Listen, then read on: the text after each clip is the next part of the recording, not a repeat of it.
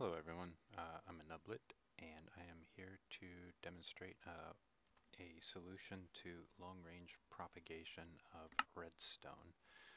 As you know, a redstone setting or a redstone power state can only be transmitted so far. Basically has to do with how many chunks are loaded around you.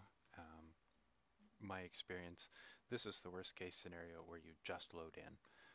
Currently I have two test runs of redstone with repeaters. The one on the left is only redstone and repeaters. The one on the right has two NOT gates injected in series, hooked up to a switch on the rail, which basically flashes both the active line as well as the first inverted line after the first NOT gate.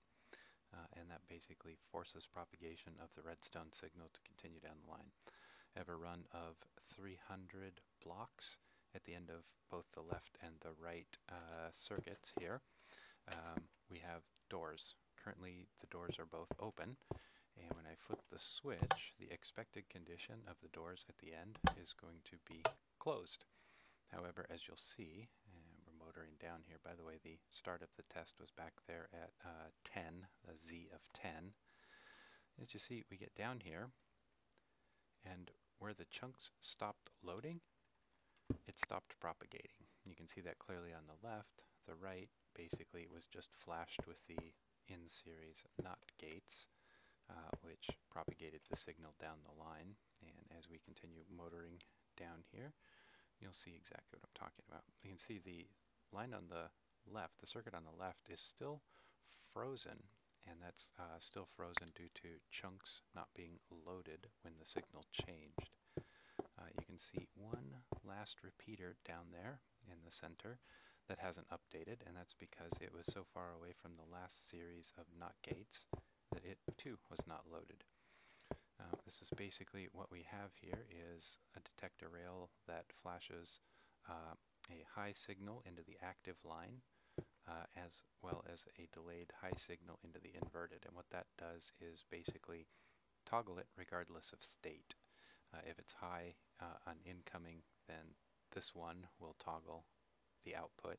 If it's low on incoming, like it is now, then this first one will toggle the output. Toggling the output forces the update to continue on down the line. You can see the vertical lines of the two open doors down there at the end. This one, rather than throwing a rail on it, I'm going to hit the button and let you observe that it updates. And that's essentially the fix for this, is in-series NOT gates. Basically, to demonstrate the problem for you and how to insert this into your circuit yourself, you've got an extremely long run of 3 redstone, and this represents the point where it doesn't update because of chunks. You basically start the dual NOT gates just after the last working and last updating redstone, and it quite literally is just a couple of NOT gates in series. The next portion of it, though, let's move that back one. The next portion of it, though, is to basically flash it and toggle. You need to toggle both of them. We're going to move this up one more, just because I don't have enough room. There we go. That'll work.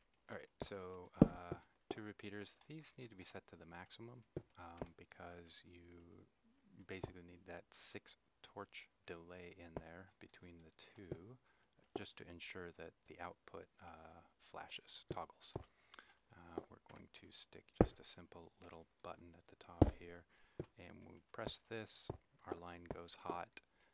Because this one is already high, it has no effect, which is where this one comes into play. It will toggle this center portion of the circuit here, causing this to flip and update. That's all there is to it. I searched online quite a bit because I've got a 300 block long run of rail before a switch down in the nether. I was not able to get it to update correctly. I throw the lever in the station, I leave, and my switch was not thrown when I arrived. I went to the wrong destination. So I I looked around for a solution, I couldn't find one, and this is the solution I found. Hope it helps you guys, and